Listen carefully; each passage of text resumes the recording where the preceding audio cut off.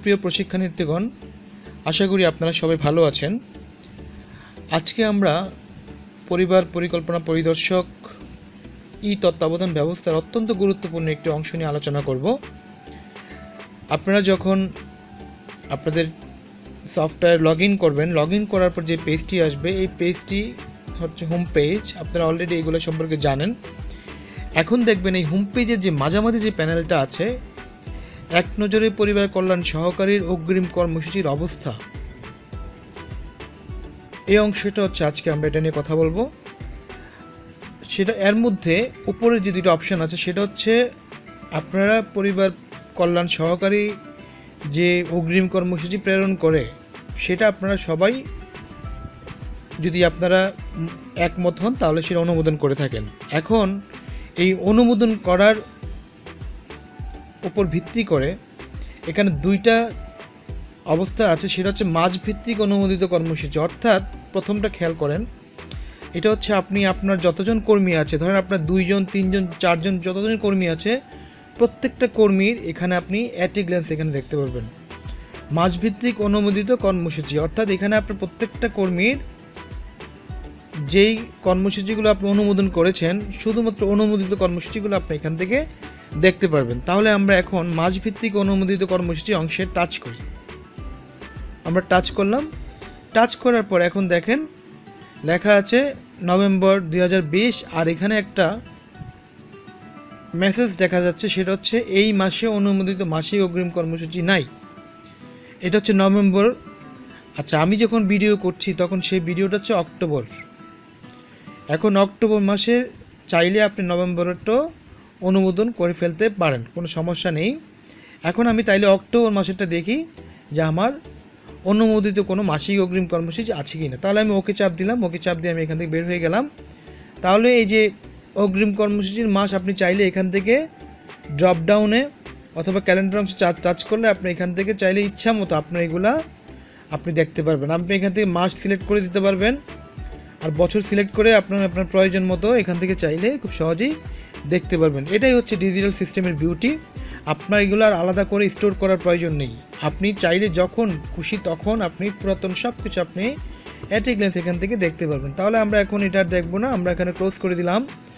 এখন আমরা পূর্ববর্তী মাসে যাই। আমি আগেই বলছি যেদিন এই ভিডিওটি তৈরি করছি সেটা হচ্ছে 4 অক্টোবর। তাহলে আমি এখন অক্টোবরে গেলাম। এই যে অক্টোবর মাসে আমার 3 জন কর্মী, এই যে পরিবার পরিকল্পনা পরিদর্শক সাহেব আছেন, ওনার মোট 3 জন কর্মী আছে। 3 জনেরটাই উনি এখানে অনুমোদন করে ফেলেছে, এই জন্য 3 জনেরটাই এখানে চলে আসছে। তো সিকিউরিটির স্বার্থে আমরা এদের নাম দেখাচ্ছি না। আমরা উপরে যে একবার উপরে আছে তার 2টা ইউনিট আমরা দেখতে পাচ্ছি। তারপরে আছে 2 নম্বরে যিনি আছেন তিনি, তার একটা ইউনিট 2 খ, আর সবার শেষে যিনি আছেন তার একটা ইউনিট 2 গ ইউনিট। এখন আমি চাইলে প্রত্যেকের অগ্রিম কর্মসূচি আমি এখানে আলাদা আলাদাভাবে দেখতে পারবো। আমরা নুরুন নাহার বেগম এখানে টাচ করি। টাচ করলাম উপরেরটাতে। টাচ করার পর দেখেন তার এখানে সারা মাস ধরে সে যেই কর্মসূচি প্রেরণ করেছে সেটা এখানে থেকে আপনি দেখতে পারবেন। এখানে পরিবার কল্যাণ সহকারী যা যা তৈরি করেছে সব কিছুর সাথে আপনি এগ্রি করেন। এগ্রি করার কারণে আপনি সেটা অনুমোদন দিয়েছেন, এখন সেটা এখানে আসছে। আর আপনি যদি এগ্রি না করেন তাহলে ডিফারেন্ট ইস্যু, তাহলে এটা অন্য, এটা এরকম আর আসবে না। আমি আবার ব্যাকে চলে গেলাম। এখন আমি 2 নম্বর ব্যক্তি যিনি আছেন তার এখানে আমি টাচ করি। তার এখানে টাচ করার পরে দেখেন এখানেও তার সারা মাস ধরে সে কী কাজ করবে আপনি এখানে অ্যাট এ গ্ল্যান্স সবার কাজগুলো আপনি এখান থেকে দেখতে পারবেন। আপনি এখান থেকে কোনো একটা নির্দিষ্ট দিন দেখতে পারেন যে কমিউনিটি ওনার কবে কবে উনি কমিউনিটি করছেন, কবে কবে উনি ইপিআইতে যাচ্ছেন, কয়দিন সে দম্পতি পরিদর্শন রেখেছে। আপনি এখান থেকে তার সমস্ত কার্যক্রম এখান থেকে অ্যাক্সেস করতে পারবেন তথা তদারকি করতে পারবেন। তাহলে এই হচ্ছে অনুমোদিত মাসিক অগ্রিম কর্মসূচি। তাহলে আপনি এখানে আপনার প্রত্যেকটা কর্মীর সকল মাসিক কর্মসূচি আপনি এখান থেকে অ্যাট এ গ্ল্যান্স দেখার সুযোগ আপনার রয়েছে। আপনার আর অন্য কোথাও যেতে হবে না।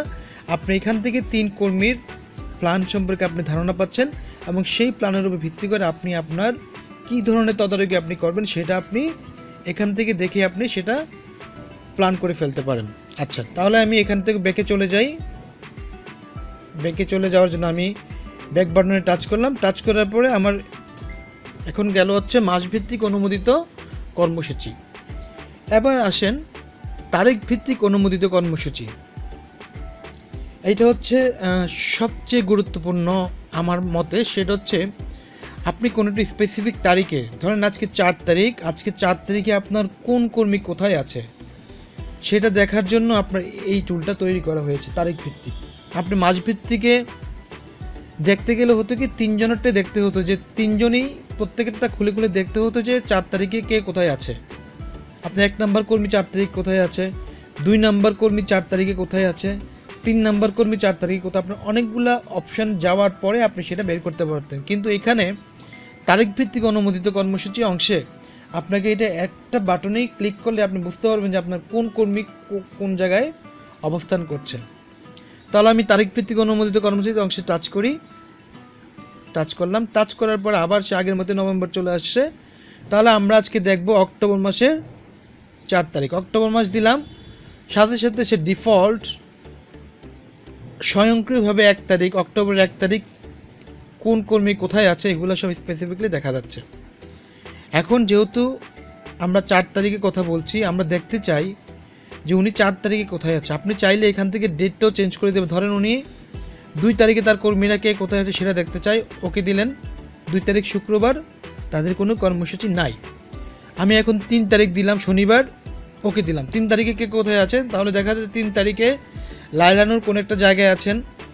তারপর 2 নম্বর কর্মী আছেন কমিউনিটি ক্লিনিক সেবা প্রদান, অর্থাৎ সে কমিউনিটি ক্লিনিকে যাবে। 3 নম্বর কর্মী সেও কমিউনিটি ক্লিনিক রামনগর নামে যদি সিসি আছে সেখানে যাবে। তাহলে তার তদারকি করার জন্য আর আন্দাজে ঢিল ছুটতে হবে না, অথবা ফোনও করা লাগবে না। উনি দেখতে পারবে যে তার কর্মীরা এখন এখানে আছে, তাহলে সে এখানে গিয়ে তার কাছে তদারকি করতে পারবে। এখন আমি 4 তারিখে দেখবো যে আজকে সে কোথায় কে কোথায় আছে সেটা দেখি, তাহলে আমি ওকে দিলাম। ওকে দেওয়ার পর 4 তারিখেও আসলে কে কোথায় আছে এখান থেকে আপনি চাইলে দেখতে পারবেন। আগামীকাল কে কোথায় থাকবে সেটাও আপনি চাইলে এখান থেকে দেখতে। তাহলে আমি 5 তারিখ দেই, 5 তারিখ দিলাম। 5 তারিখে দেখলাম আমার প্রথম কর্মী একটা কাজ করছে, দ্বিতীয় কর্মী ইপিআইতে যাচ্ছে, তৃতীয় কর্মী সেটা উনি স্যাটেলাইট ক্লিনিকে যাচ্ছে। অর্থাৎ আপনার আর কাগজের উপর কাগজ নিয়ে ঘোরার দরকার নেই। আপনি এখান থেকে 2-1টা বাটন ঠিক করে আপনি বলতে পারবেন যে আপনার কোন কর্মী কোথায় আছে। তো আপনার ঘরে বসেই ট্যাবলেট দেখে আপনি প্ল্যান করে ফেলতে পারবেন আপনি কোথায় কখন যাবেন, যা আপনার কাজকে অনেক বেশি উৎকর্ষতা প্রদান করবে, কাজের কোয়ালিটি গুণগত মান বাড়বে, কাজের জবাবদিহিতা তৈরি হবে। তাহলে আজকের মতো আমরা এখানেই শেষ করি। সবাই ভালো থাকবেন।